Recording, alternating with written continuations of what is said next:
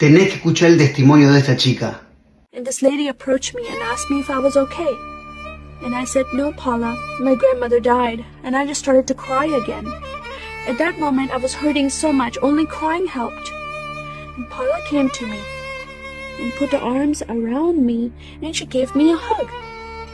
And then she asked me a question. "Would you like to go to church with me?"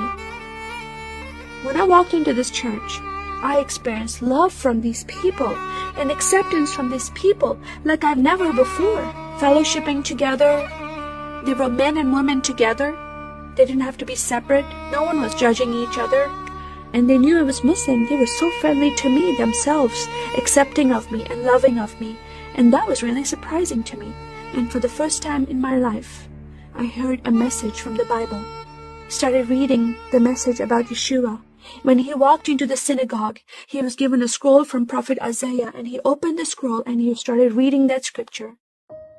That the Spirit of the Sovereign Lord is upon me, because he is anointing me to preach the gospel to the poor. He has sent me to heal the broken heart and to proclaim liberty to the captive and freedom of sight to those who are bound, to proclaim the year of the Lord's favor. First time I heard these words of freedom and healing and liberty. I'm desperate to be freed from bondage. I was held captive in Islam and I wanted to be freed from that.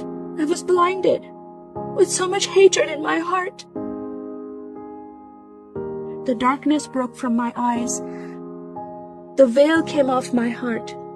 I knew the decision I was making to leave Islam is a big decision. By Sharia law, Islamic law, it is death penalty. But I'm desperate to know a living God. In that day, I gave my life to becoming a follower of Jesus. And I said, "God, forgive me. I did not know I hated your people. I love the Jewish people because it's their God, their Messiah that I'm following. And he told me to love them. Your Messiah changed my heart, giving his life for me so I can have life everlasting. He rescued me. He saved me. He came and brought joy in my life again. And I'm a blessed woman." And I start crying and they start crying. And we are able to relate to each other and they embrace me and they love me and they experience some healing, I believe, when they hear my story. That is a privilege to have that in my life.